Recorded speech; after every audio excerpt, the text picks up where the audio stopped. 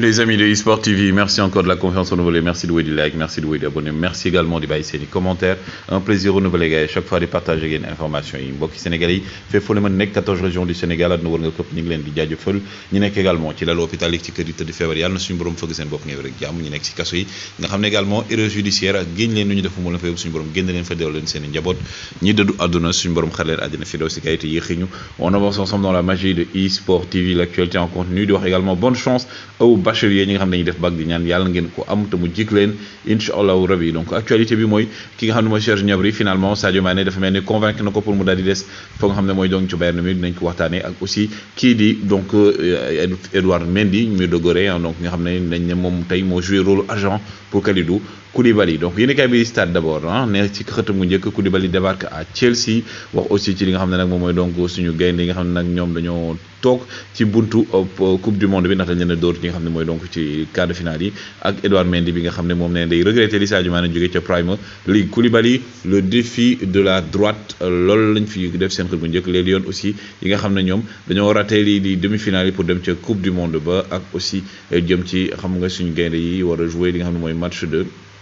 position yi plutôt classement yi plutôt Rewmi Sport ñoo ne les Lions éliminés en quart de finale. Koulibaly moom dem ci li nga xam ne mooy visite médicale am tey jii la ko war a amal dañ ci indi leer donc Ka Diallo et Ghana mondial 2022 Aliou Cissé nag antu na ci wax na ci li nga xam ne moom moo ji donc xalaatam. Mais d'abord gars yi toujours yi nga xam ne ñoo gën a cher ci transfert ci saison bi ñuy tollagum nii nii muy Tchouaméni 80 millions, Darwin Núñez 75, Erling Haaland 60 millions, Richarlison, Rafinha, Sterling, Gabriel Jesus, Calvin Phillips, Vitinha 42 millions, Federico Chiesa donc 40 millions. Gis nga leen ñi daal ñoo ëpp fi mu ne nii njëkk par rapport ak saison bi. Paris Saint-Germain moom dafa bëgg prolonger selon RMC kii di Lionel Messi ndax contrat am 2023 bi lay jeex ñu daal di koy pousse ba 2024 waaye ci ndorteel gi jamono ji daal amagul li nga xam ne mooy donc lu leer ci waxtaan yooyu ndax Marca fësal na ko nee na Paris Saint-Germain daal loolu la bëgg mais waxtaan amagul diggante Messi ak waa Paris Saint-Germain. Deulofeu donc ancien joueur de Barça moom it jamono ji mu ngi ci Udinese nee nañ daal Marseille fi mu ne nii ak Pablo Longoria ñoo intéressé wu ci moom attaquant bi pour daal di ko indi renforcer li nga xam ne nag moom mooy donc attaque Marseille mi war a jouer lii di Ligue des Champions saison bi ñu daal di nekk ci li nga xam ne nag moom mooy donc kii di Benoît Costil jugee na ca Bordeaux librement daal di dem si xaatim contrat fa nga xam mooy du côté de Auxerre bi nga xam ne gars yi donc yéeg na ci li nga xam ne mooy championnat première division bu France ren ji donc Auxerre day jouer première division. Pendant ce temps Ousmane Dembélé moom nag prolongation contrat ba 2024 xaatim nañ ko présentation bi dañ ko waroon def ci waxtu gi mais dañ ko dàq ba benn waxtu tegu ci waat ndax yenn retard yi amoon comme li amoon rek ci bu Sadio Mané donc moom daal dina prolonger ba 2024. Jules Koundé moom nag gannaaw bi nga xamee ne fi mu ne nii dañu woon Chelsea dem demu fa Barça mi ngi si mu tànkam waaye aussi Manchester City tamit dañ ko ciblé Paris Saint-Germain aussi ñu ngi ciblé nee nañ dañoo ciblé joueur bi di Jules Koundé pour renforcer seen défense. Et du côté également de Villarreal Pau Torres aussi moom Manchester City moom daal moo ci teg gëtam bëgg daal di recruter moom ay jamono nga xam ne ko doon tudd du côté de United mais fi mu ne nii daal City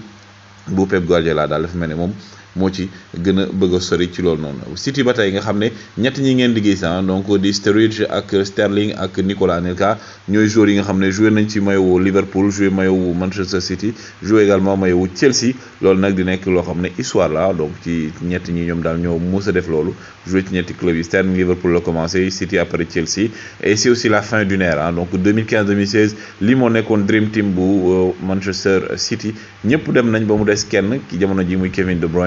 Bruyne daal moom moo nekk ancien jamono ji ci Manchester City ndax ñëpp dem nañ mook Sterling ñoo fa nekkoon Sterling jógee na fa. Riyad Mahrez nag gis ngeen bande bi nii ci entraînement tey la donc moom dafa am benn kiss bu nekkoon ci ginnaaw bopp bi mooy lu ñu marqué nii moo taxoon ñu opéré ko loolu taral waral nag ngeen di gis muy def benn genre pansement ci ndodd gi noonu gis ngeen moo nekk nii donc kii di Riyad Mahrez. Pendant ce temps 300 millions d'euros gars yi la benn club bu nekk Arabie Saoudite bëgg a fay Cristiano Ronaldo pour mu daal di fay ñëw jouer fa ñaari saison rek 300 millions d'euros gars yi imaginez 300 millions d'euros mais Cristiano Ronaldo moom dafa na bëgg même bu dee benn at sax joué waat ko ci haut niveau bi waaye 300 millions d'euros gars yi moom du ay faux. Ki ngeen gis ni nag également nekk joueur bi nga xam ne moom la waa Manchester di xaar pour xool ndax mën nañ ko jënd bu fekkee ne Cristiano Ronaldo day dem xam ngeen quoi le Brésilien Vitinha bi nga xam ne chaque jour ma wax leen waxam le joueur de l'Ajax nga xam ne actuellement daal fi mu ne nii moom la Ajax bëgg a jaay Manchester United pendant ce temps lii mooy maillot bu ñii di waa Tottenham maillot extérieur baa ngi nii maillot bi la ñoom Pape Matar Sarr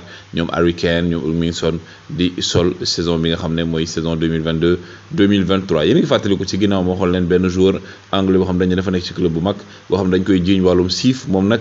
clubam da koy bàyyi mu jouer parce que dañ ko bàyyi ndégandiku ñu bëri nag association neen dañ ko war a aj mais club bi nee na du ko aj da koy bàyyi mu jouer ci chambre parce que aussi joueur le majeur ci seeni daal di club joueur majeur bi tamit mooy ki nga xam ne mooy Thiago Silva ak Edouard Ndiol Koumba Murde Goré Mendy ñoom dañu demoon ci Dodgers yi foofu donc football amee Quito demoon jouer ji un peu en baseball gis nga leen ñu ngi ci États-Unis moom nag Edouard Ndiol Koumba Mendy gars yi tudd nañ ko ci ñëw kii Kalidou Koulibaly ndax ñu bëri jàpp nañ ne moom moo nekkoon entre autres agent wu Kalidou Koulibaly pour mu ñëw ci Chelsea ndax dafa doon défendre Kalidou Koulibaly di wax li nga xam mooy dirigeant yi jënd leen joueur bu ni mel parce que aussi am na lu bëri lu mu mën a apporter donc aujourd'hui aussi moom bokk na si ñu convaincre Kalidou Koulibaly pour mun ñëw ci Chelsea ndax waxtaan na ci ak moom moo tax ñu jàpp ne moom daal moo nekkoon agent wu Kalidou Koulibaly ci li nga xam ne mooy transaction bi Chelsea doon def pour le défenseur le rock de l'équipe nationale du Sénégal également de Napoli daal di fay ñëw Koulibaly bi nga xam ne nag tey jii la war a def visite médicale am nekk loo xam ne day yànjal footballu Sénégal ci Premier League pendant ce temps ki nga xam ne nag moom mooy donc kii di Robert Lewandowski gars yi tey tamit dafa ñëwaat tardé waat